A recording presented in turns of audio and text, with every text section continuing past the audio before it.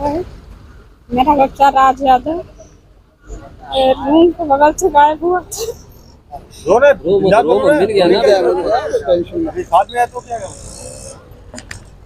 आप बोलिए क्या माँ का प्यार अलग है। मैं साईं राम में रहता हूँ, कंपनी में काम करता हूँ। कंपनी में गया बच्चा मेरे रूम से बाथरूम की वजह से कोई उससे या कुछ कर लिया। हम लोग नहीं थे, इसके लिए गली में सुनसान होने की वजह से मेरा बच्चा वहाँ से गायब हो गया और पुलिस कंप्लेन किया। करने के बाद ढूंढा, फिर भी मिला, लेकिन यहाँ पे नहीं मिला, अंधेरी जाकर मिला है। धन्यवाद। भीम आर्मी की भीम राम अमृत से मैं अभी मीटिंग है, मीटिंग में हूँ। ऐसा बोलो। भीम आर्मी बोलो। मेरा नाम मेरा नाम है राज सुधाकर यादव। सभी साथियों को क्रांतिकारी जय भीम। देखो, आए दिन हर प्रकार की घटना घटती है, चाहे वो महिला के साथ हो, बच्चे के साथ हो, लड़के के साथ हो। अभी हमारे भीमनगर साईनगर रबाले एमआईडीसी में हमारा जो बच्चा था, छोटा बच्चा है राज यादव करके, उसको कोई सरफिरा समझो या कोई किडनैपर समझो, वो लेके 2 दिन पहले लेके गया था। उनके माँ बाप बहुत परेशान हो चुके थे, उनको ढूंढने की बहुत सारा प्रयास किया। पुलिस जाके कंप्लेन किया, पुलिस ने खाली नाम लिख के उनको बोला हम लोग देखते ट्राई करते हैं, लेकिन उनके बाद उन्होंने कुछ ज़्यादा एक्शन नहीं लिया। तब जाके उनको मालूम पड़ा कि भीम आर्मी की टीम यहाँ पे सतर्क काम करती है नई मुंबई में, और भीम आर्मी के पास जाएगा तो हमारा मसला दूर हो जाएगा। तभी उन्होंने हमारे नई मुंबई के संगठक शिव कुमार जी वर्मा से कांटेक्ट किया और उसने मुझे कांटेक्ट करके बताया सर ऐसा ऐसी घटना हो चुकी है, क्या किया जाए। तो मैंने उसको सजेशन दिया, वहाँ के जो वरिष्ठ पुलिस अधिकारी है, जो रबाले एमआईडीसी में पुलिस स्टेशन पड़ता है, वहाँ के वरिष्ठ पुलिस अधिकारी से कांटेक्ट करो और उनको बताओ कि ऐसा ऐसा है, हमारी एनसी या एफआईआर नोट करो। तब जाके उन्होंने उनको भेजने के बाद एफआईआर नोट कर दिया, एनसी नोट कर दिया।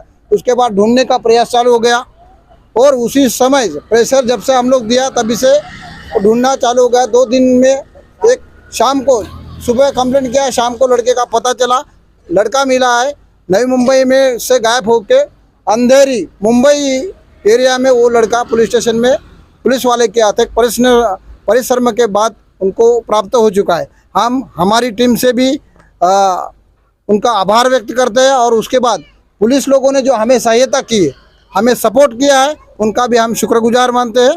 और इसी प्रकार की अगर घटना हमारे एरिया में कहीं भी होती है, चाहे किसी की प्रकार की हो, किसी के ऊपर भी हो, तो इसी प्रकार के अलर्ट रहो ताकि इसके साथ कोई दुर्घटना ना हो कि दुर्घटना से बच गया बच्चा और हमारे पास आ गया।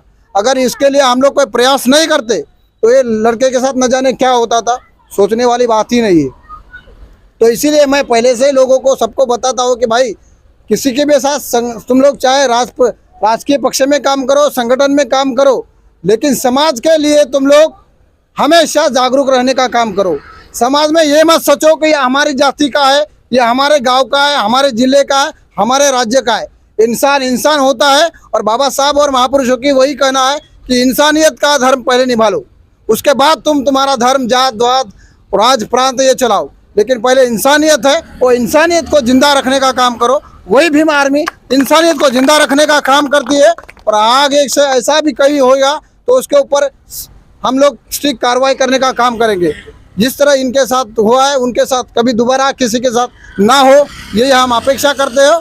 और इसी के साथ मैं सबको यही संदेश देना चाहता हूँ कि आप अपने एरिया में छोटी भी घटना हुई, किसी के साथ अगर छेड़खानी भी हुई तो हमारे निदर्शन में आओ। अगर तुम नहीं डर सकते हो किसी को, या वहाँ के कोई स्थानिक लेवल के लोग गुंडागर्दी करते हैं, राजकीय पक्ष कोई दबाव डालता है, तो उस गुंडे को सीधा करने के लिए भीम आर्मी के पास ताकत है।